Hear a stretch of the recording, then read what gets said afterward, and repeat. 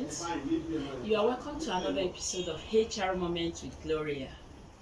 Previously, we spoke about the basic duties of HR people, and one of those core duties we listed was recruitment.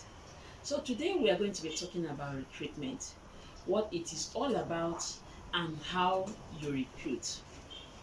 Recruitment simply means bringing in somebody to handle a particular job in an organization. So what do you do when you want to recruit people? Recruitment can be external, it can be internal. The first thing you do about recruitment is to identify and be sure of the duties you want the person to carry out. What are the existing gaps that this person you want to bring in is coming in to close? If there are line managers who have these gaps in their department, the HR person sits down with those line managers and then try to, agree on what those responsibilities are going to be. And they also agree on what kind of person they are looking for, because there are basic skills that might be needed before that person can come in to do those jobs. So you identify those skills that the person you will likely look for is going to have.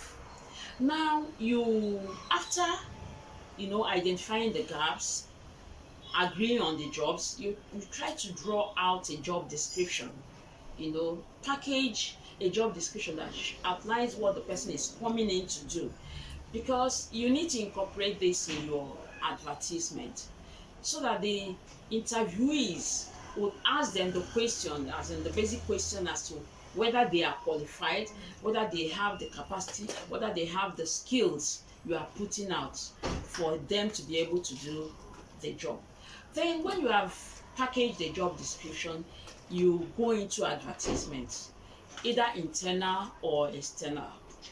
Some of the internal advertisements will come up as a result of probably promoting somebody who is handling a particular job and there is a gap, and of course you would have over the period agreed and trained one or two people internally that could possibly handle that job. So you advertise internally, give staff opportunity to want to step into that gap, or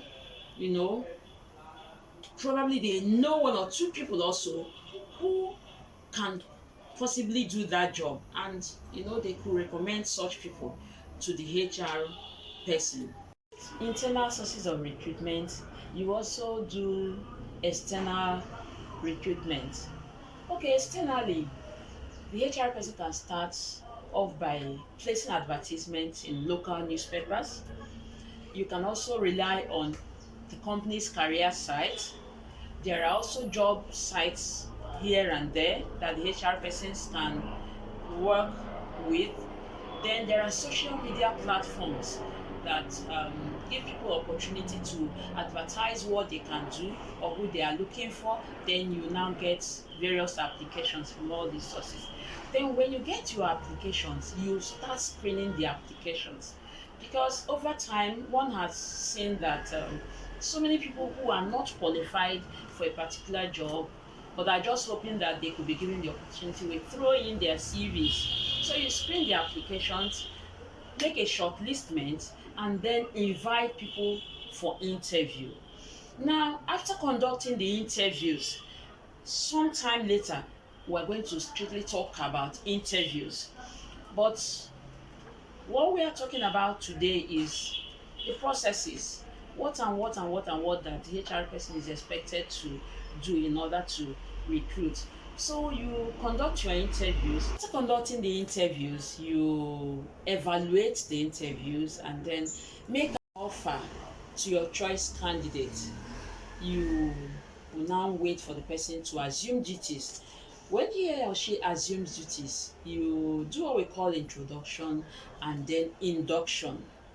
During induction, the jobs are outlined, the expectations are outlined, the KPIs are outlined, what is expected, the rules and regulations, they are all well spelled out.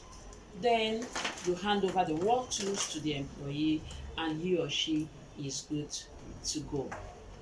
Now, if you are joining us for the first time, This is HR Moment with Gloria. Here we talk about HR people, their jobs, and encourage people to make a career in human resource management. After watching this video, do not forget to like, share, and subscribe to my YouTube channel. Thank you so much.